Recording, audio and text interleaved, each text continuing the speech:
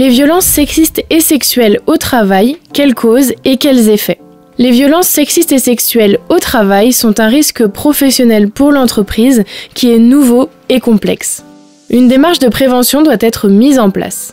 Ce webinaire s'inscrit dans un cycle qui vise à apporter des points de repère aux acteurs de l'entreprise au service de la démarche de prévention. Pour mettre en place une démarche de prévention, il est nécessaire de s'informer sur les causes et effets du risque concerné, pour pouvoir les repérer, les comprendre et agir de manière adaptée. C'est l'objectif de ce webinaire. Revenons d'abord sur quelques chiffres. En 2022, le baromètre sexisme du Haut Conseil à l'égalité met en évidence que 46% des femmes ont l'impression d'avoir été moins bien traitées en raison de leur sexe dans le travail, concernant l'embauche, la promotion et l'augmentation de salaire. Du côté des hommes, ils sont 19% à avoir ce ressenti. En 2021, selon l'enquête Genèse du service statistique ministériel de la sécurité intérieure, 26,7% des personnes âgées de 18 à 74 ans et 28,4% des personnes de 18 à 74 ans ayant déjà exercé un emploi se disent avoir été victimes au moins une fois au cours de leur vie professionnelle d'un comportement sexiste ou sexuel au travail. Notons que cette proportion concerne 3 fois plus les femmes que les hommes. Toujours dans cette même enquête, les comportements auxquels sont confrontées les femmes sont majoritairement des comportements sexistes et sexuels. Puis les comportements sexistes et dans une moindre part aux conduites non désirées à caractère sexuel, avec ou sans contact. Les comportements sexistes concernent essentiellement des regards déplacés ou insistants qui ont mis mal à l'aise et des plaisanteries indécentes à caractère sexuel ou des remarques offensantes sur le corps ou la vie privée. Les conduites non désirées à caractère sexuel concernent quant à elles notamment des propositions déplacées de rendez-vous qui ont offensé, humilié ou intimidé, des propositions sexuelles déplacées et des contacts physiques non désirés. Notons enfin que le baromètre sexisme du Haut Conseil à l'égalité met en évidence que 49% des personnes se disent informées sur les lois et les sanctions existantes en matière de lutte contre le sexisme. 45% considèrent leur niveau d'information insuffisant. Ces chiffres montrent que le sexisme est un phénomène répandu, qu'il concerne plutôt les femmes et que le niveau d'information sur le sujet n'est pas total, ce qui amenuise la possibilité de le repérer et d'agir. Lorsque l'on parle des effets des violences sexistes et sexuelles, on pense avant tout à ceux qui concernent les individus exposés, c'est-à-dire les victimes et les témoins. En effet, les violences sexistes et sexuelles impactent les personnes exposées sur le plan psychologique, dans la réalisation de leur travail et dans la vie personnelle. Les personnes concernées peuvent se sentir coupables d'être victimes. Qu'est-ce que je dis ou fais qui provoque ces propos ou comportements ? L'exposition au sexisme peut provoquer de l'anxiété, une perte de confiance en soi, une dépression ou de l'isolement vis-à-vis des collègues. Cela peut même aller jusqu'à une tentative de suicide dans les cas les plus graves. Ces situations peuvent entraîner des effets sur le travail, des retards, des absences ou des difficultés à se concentrer par exemple. Enfin, les effets peuvent être ressentis jusque dans la sphère personnelle, où là, les personnes exposées peuvent s'isoler de leur entourage, allant jusqu'à la rupture du lien social. Il est important, dans le cadre de la démarche de prévention, de mesurer que les violences sexistes et sexuelles au travail ont aussi un retentissement important sur les collectifs de travail. Nous le verrons plus loin, les violences sexistes et sexuelles ne sont pas perçues et vécues par chacun de la même manière. De ce fait, il n'est pas rare que cela crée des tensions, des clans entre collègues.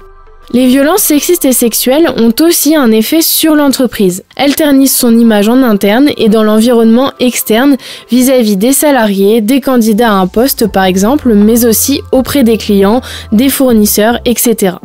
Elles exposent aussi l'entreprise à un risque de contentieux du fait des obligations de l'employeur sur le sujet et en matière de protection de la santé prévues par le Code du travail. Une baisse de la performance peut découler de ce contexte.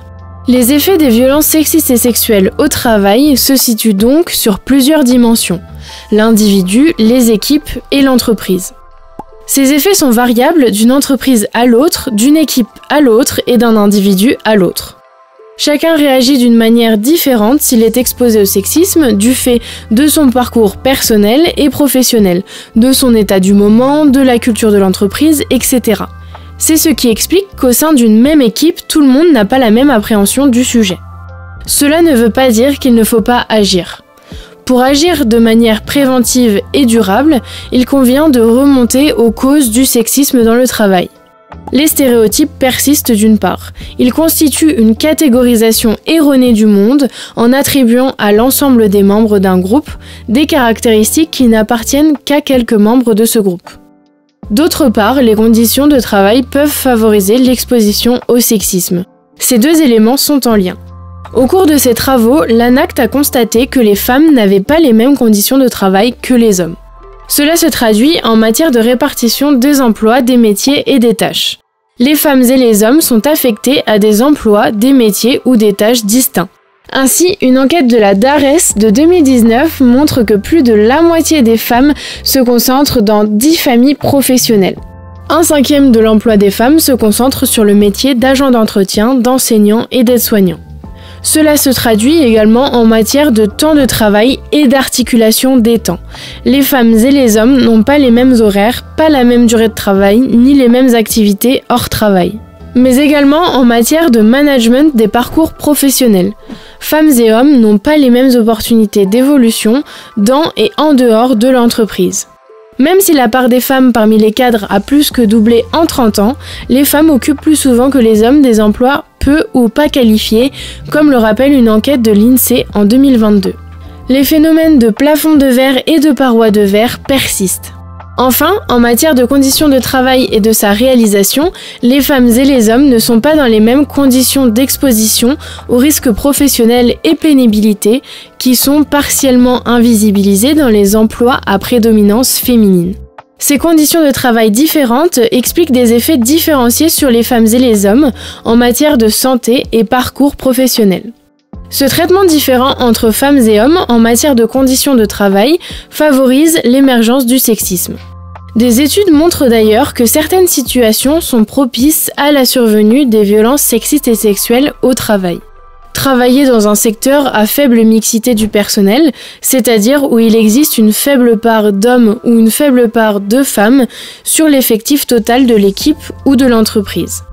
Effectuer un travail de manière isolée, se déplacer, être soumis à des rythmes contraints. Être dans un statut d'emploi précaire, en CDD, en statut intérimaire, être étudiant, alternant, en mobilité ou en situation de recrutement ou candidat pour une promotion. Travailler dans le cadre de relations très hiérarchisées ou l'inverse, peu hiérarchisées, manquer d'autonomie, être soumis à des objectifs contraints, être en relation avec du public, des usagers, des clients, devoir porter des tenues sexuées, etc. Ce n'est pas systématique, mais ces conditions et ces situations peuvent favoriser la survenue du sexisme. Le sexisme en entreprise, ce n'est pas qu'une question d'individus, c'est une question collective et de conditions de travail. La mixité, c'est-à-dire s'il y a coexistence d'hommes et de femmes dans l'entreprise, est un facteur d'émergence des violences sexistes et sexuelles au travail. La politique de prévention des violences sexistes et sexuelles au travail peut influencer l'émergence de ce risque. Ce sujet fait-il l'objet d'informations dans l'entreprise? Les acteurs internes sont-ils formés? Existe-t-il une procédure de recueil et traitement des signalements? Le risque est-il intégré au DUERP? Du côté des critères de gestion des parcours professionnels, quelles sont les conditions d'emploi des hommes et des femmes? Sont-ils traités de manière égale dans une situation identique? Du côté des conditions de travail et de sa réalisation, favorise-t-elle l'émergence du sexisme? Les salariés sont-ils isolés? Se déplacent-ils? Ont-ils des objectifs contraints? Disposent-ils de soutien collectif? Les relations sont-elles très hiérarchisées? Et enfin, en matière de temps de travail, certaines contraintes de temps peuvent-elles favoriser l'émergence du sexisme en matière de rythme, de temps de travail, nuit, horaires atypiques? En bref, les violences sexistes et sexuelles au travail produisent des effets négatifs sur les individus exposés, les victimes et les témoins, les équipes et l'entreprise. Il est important de les repérer et d'accepter qu'il y a une dimension individuelle dans l'appréhension de ce risque, au sens où tout le monde ne réagit pas de la même manière lorsqu'il ou elle y fait face. Cela ne veut pas dire qu'il ne faut pas agir. Les causes sont multiples. Il y a bien sûr la persistance des stéréotypes dans notre société, mais les causes et les leviers d'action sont aussi et surtout dans le travail, du côté des conditions de travail. Voici quelques ressources pour approfondir cette séquence sur les définitions et plus particulièrement pour accéder à des chiffres sur le sexisme et plus globalement sur l'égalité professionnelle entre les femmes et les hommes. Pour mieux repérer, prévenir et réagir, un guide sur le harcèlement sexuel produit par le ministère du Travail vous donne notamment des points de repère juridiques et pratiques pour mener une enquête. Un guide spécifique a été produit récemment pour la fonction publique. Enfin, un webinaire produit par l'ANACT porte sur le traitement d'un cas. Un webinaire de l'ANACT a été produit sur l'évaluation du risque en amont. Il précise les étapes pour intégrer les violences sexistes et sexuelles au travail, au DURP notamment. Le guide Sexisme sans façon donne des points de repère complémentaires. Enfin, vous pouvez vous rendre sur le site internet de l'ANACT et le site régional Eurega BFC qui tous deux vous permettent d'accéder à des ressources complémentaires.